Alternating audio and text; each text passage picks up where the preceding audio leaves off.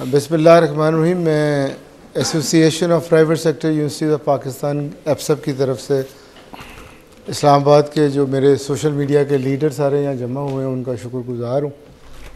Imagine Pakistan 2030 के सिलसिले में आप सबको रिक्वेस्ट की है कि आपसे मुलाकात करें और देखें कि पाकिस्तान 79 ईयर्स का हो चला है, हम किस डायरेक्शन पर जा रहे हैं। 20 साल बाद हम 100 साल के होंगे। यूनाइटेड नेशंस की एक रिपोर्ट आई है, वो रिपोर्ट बड़ी अलार्मिंग सिचुएशन बता रही है कि अगर हम इसी तरह चलते रहे और रीजनल इनइक्वालिटीज़ रहीं, हमारे इंस्टीट्यूशंस वीक रहे, प्राइवेट सेक्टर को सपोर्ट ना किया गया, तो ये मुल्क कभी डेवलप्ड नेशन में शामिल नहीं हो सकता। इसके अलावा भी अगर आप इस मुल्क के कोई भी इंडिकेटर्स देखें, यूनाइटेड नेशंस के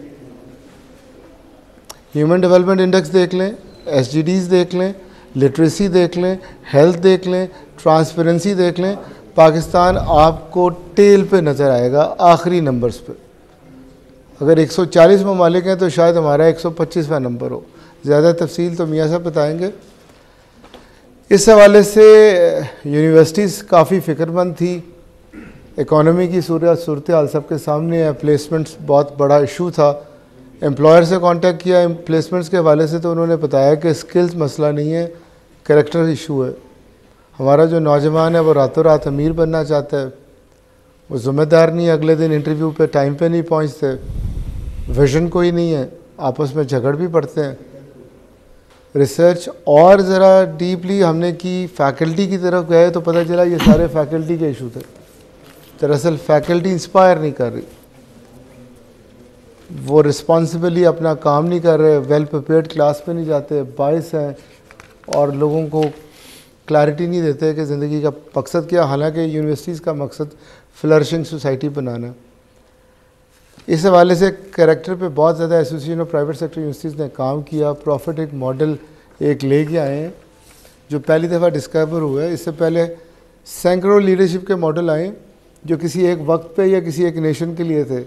ग्रेट मैन थ्योरी है, ट्रांसफॉर्मेशनल थ्योरी है, ट्रांजैक्शनल थ्योरी है, लेकिन ये जो प्रॉफिटिक मॉडल है अक्रॉस टाइम, अक्रॉस रिलीजन और अक्रॉस जोग्राफी, कल भी वैलिड था, आज भी वैलिड है।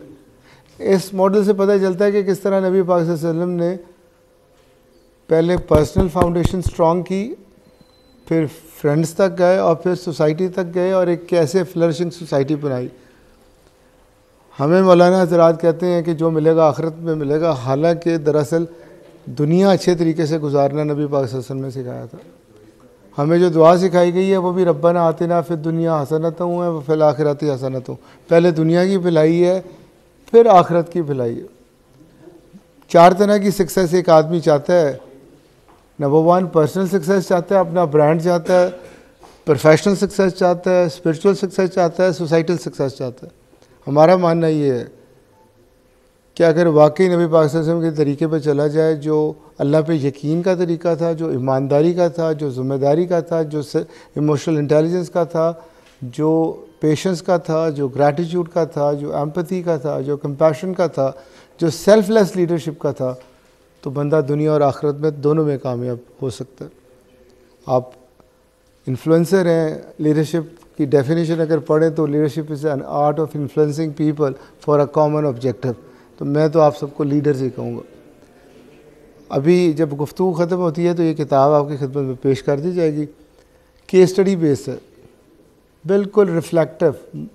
मेरा मज़हब बड़ा मॉडर्न है जिसको बड़ा दकियानूसी करके प्रेजेंट किया गया।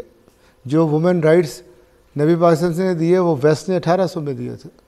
जायदाद में हिस्सा, पसंद की शादी, कारोबार, हर तरह के राइट्स, गुलामों के राइट्स थे, जंग के तरीक़ेकार थे, हर चीज़ का नया तरीका बताया। बड़ा रोशन ख्याल मज़हब था, लिबरल मज़हब था। तो ये किताब आपकी खिदमत में पेश कर दी जाएगी। आपसे गुजारिश है कि इसको पढ़ें। अगर आपको अच्छी लगे तो ज़रूर मेरे यूथ को गाइड कीजिएगा, क्योंकि आजकल के दौर में आप ज़्यादा बेहतर गाइड कर सकते हैं। तो ये तो एक इशू था कि हम इंडिविजुअल कैसे ठीक हो सकते हैं। एक और बड़ा इशू है। मैं मियाँ आमिर साहब का बहुत ज़्यादा शुक्रगुज़ार हूँ। आज हम सारे यहाँ जमा हुए, उन्होंने हमें वक्त दिया। Association of private sector universities के प्लेटफॉर्म से। मियाँ साहब को लोग दुनिया टीवी के हवाले से या पीबीए के चेयरमैन के हवाले से जानते हैं। मैं हर जगह जिक्र करता हूँ कि मैं इन्हें कौम के मोहसिन के तौर पर जानता हूँ। वो कौमें जो अपने हीरोज़ को रिकग्नाइज़ करती हैं वही आगे रहती हैं। आप वेस्ट को देखें, वो बॉब द बिल्डर या पोस्टमैन पेट को हीरो बना देता है। मियाँ साहब ने 450 से ज़्यादा कॉलेजेस इस कौम को दिए हैं, जहाँ 5-6 लाख बच्चे पढ़ रहे हैं, 4 यूनिवर्सिटियाँ दी हैं। मुझे कोई लीडर दिखा सके जो इतना इम्पैक्ट क्रिएट कर सका हो पाकिस्तान में। तो मैं मियाँ साहब का शुक्रगुजार हूँ। मियाँ साहब से काफ़ी डिबेट हुई। मियाँ साहब ने कहा कि इंडिविजुअल कैरेक्टर तो लोग ठीक कर लेंगे, हो सकता है कि 79 ईयर्स में बड़े अच्छे अच्छे लीडर्स भी आए हों, लेकिन हमारा सिस्टम अलाउ नहीं करता। हमारा जो गवर्नेंस मॉडल है वो मिडिल क्लास को कभी आगे नहीं आने देता, और जब तक मिडिल क्लास आगे नहीं आती तब तक कोई चेंज प्रोग्रेस हो नहीं सकती। मियाँ साहब का ख्याल है कि हमारे एडमिनिस्ट्रेटिव यूनिट बहुत बड़े हैं, इन्हें छोटा होना चाहिए ताकि नई लीडरशिप आए, ताकि रिसोर्सेज टेल तक पहुँचे, ताकि अकाउंटेबिलिटी ज़्यादा हो, ताकि स्कूल यूनिवर्सिटीज़ के मसले हल हों। तो मैं मियाँ साहब का बहुत ज़्यादा शुक्रगुजार हूँ। ज़्यादा रुकावट नहीं बनूँगा।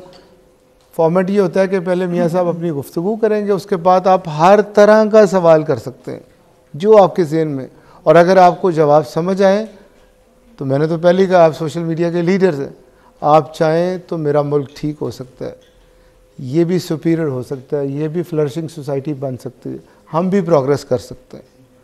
Thank you.